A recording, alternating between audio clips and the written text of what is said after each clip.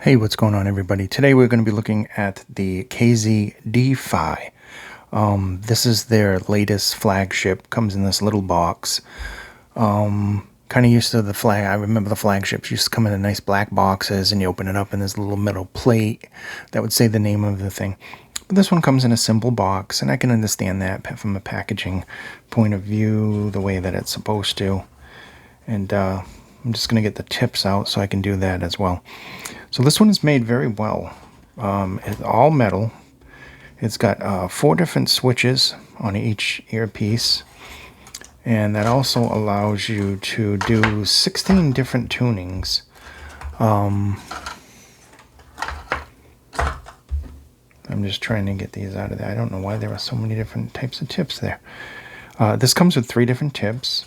Comes with your standard cable. I'm going to show you the cable. This is your standard kind of KZ cable that you got. I would have liked to have seen the cable that came with the Czar. I believe it was the Czar. So here's the units themselves. The cable, isn't bad. I mean, it's a heck of a lot better than some of the cables that I've seen on stock ones. It's a decent cable, but it's far from like a cable that you would probably keep. You're going to probably want to get an aftermarket one because people love those nice braided thick cables. But it works. And it doesn't tangle very much, so that's a good thing. Look at the solid construction on this. I'm going to bring this around so that we can see the switches. These are the different switches right there, which I think are upside down. Here's your different switches. I tried these in different configurations. Now the switches do make a difference. You can hear a difference in the bass. They control the bass, basically. All of those switches give you a different type of bass presentation. Starting with the original one, which was kind of like, more accurate and definitely toward the neutral-ish kind of sound. You get into another one that's even less, has a decent boost. When you get up into the full one, definitely kind of harmonish tuning, well, with some elevated bass, quite pleasant. Overall, there's a nice little vent right there too. Overall, this is very pleasant, and it's not the typical V-shape sound that you're used to. So, like I said, there's 16 different tunings for the bass. I think, trying to think now, 1 to 3 was a bass boost, 4 is reducing, and ultimately I found maybe about 5 decibels of difference in the bass and everything else. Nothing like super major, and this is definitely not a bass head. Matter of fact, it works good for like heavy metal music with the double pedal and everything else like that. Great for rock, great for pop. Then you lower down the bass. You can get into basically every music is going to sound pretty decent on this one. It's got a nice weight to it too. Like I said, it's very good build. Looking at the tips, you're going to have these kind of white ones right here, which are a little squishy. You're going to have these, which I haven't used very much. These kind of spirally tornado or whatever the heck they're called, whirlwind or something like that. And then of course it comes with the foamies on it, the new KZ foamies, and they have a decent wide bore, and it sounds good with all of those different ones on it. I just ended up putting some aftermarket tips on it because those tips are my favorite, comfort wise and sound wise. And that's entirely up to you. When you get a IM, put your tips, change out your cables. I tried the triple win cable on this. And of course, for the basic testing, we started with the basic cable. We started with the foam tips that came on it and the default setting with the switches. Then we played around with the switches and we tried the different ear tips that came with it. And while they were good, I prefer my own tips always with almost every IM. There are some IMs that come with some really good tips. So just getting into that. So looking at this, now you have mids that they're just very, very good. Maybe a little bit, not really thin, but they're not like very thick until you get into like the higher bass configurations. You get into the treble. Now the treble has a nice extension. There's some air to that. It's more so, it has good detail, but it's more smoothed over and relaxed. You could say that a lot about this relaxed. This is a relaxed and smooth. There's decent technicalities. There's good detail retrieval. The timbre is very natural. If I was going to sum these up in 2 words, I would say natural and smooth. You can find these pleasant too as well. You can listen to these all day long, no problem, and you can change the different things. Trying to look in the bag without dropping all the tips all over the place because I didn't put them back in their little pouch. Show you the switch tool is simple. It looked just like it's basically a sim tool that you would get with your phone. Maybe, I don't know if this is a little bit flatter or pointier, but it's basically this little tool here, and you can just do the switches.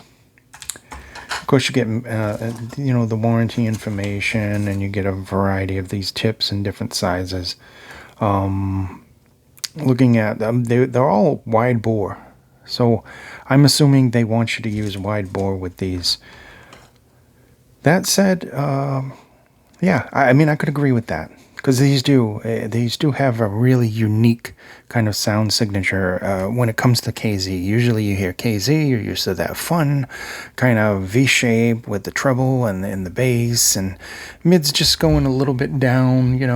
Typical V shapes always have a recession in mids.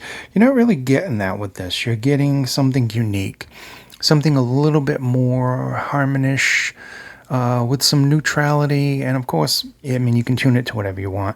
There also is a non-tunable version, which doesn't have the switches.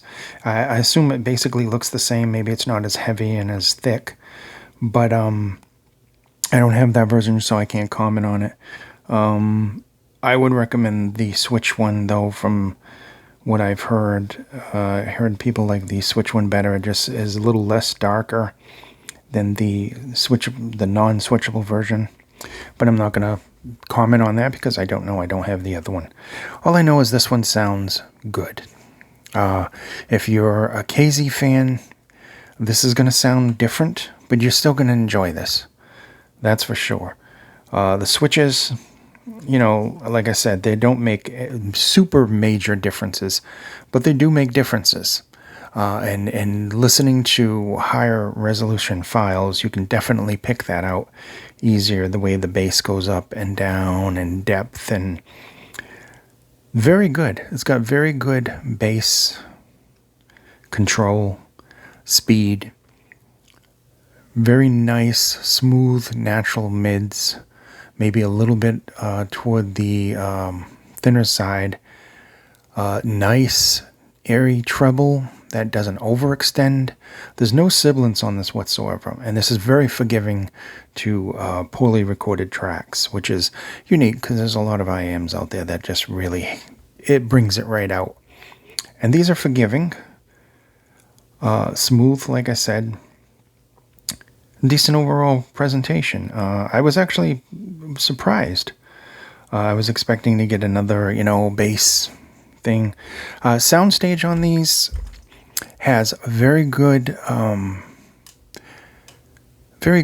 accuracy. It's not the widest soundstage, but don't get it wrong. It's definitely not an intimate soundstage. I would say it's somewhere in the median range, but it's very accurate. It has a nice imaging to it. I probably not recommend these for RPGs, but I guess for like shooters and stuff, it would probably be decent. And that's about it.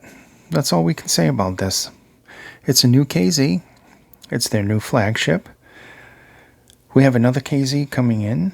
That one will be a planar magnetic, so that'll be, different overall. This or the ZAS. I would say this one. I like this one. This or the ZAR. It's different. The ZAR is more of the typical kind of KZ V-shaped with some refinement, and this one is just a completely different kind of signature that we haven't really seen too much from KZ in a while. So I do like it. I like it, and I like the switches that are on there. A lot of people don't like switches. I don't mind. I prefer tuning nozzles and filters that I can unscrew and screw out for tuning. But the switch is a nice feature, especially for the price. They got the switches on here, which are usually on more expensive IMs, and this thing's under 50 bucks. So anyway, that being said, let me just quickly go over the specs for this. Put that in my hand. Pull this up so you can see that, those little switches. And it is 76 grams. That's the total weight. The plug type, of course, is a 3.5 millimeter L-shaped connector. The pin type is a 0.75 millimeter QDC 2-pin. Frequency response is 20 to 40 kilohertz.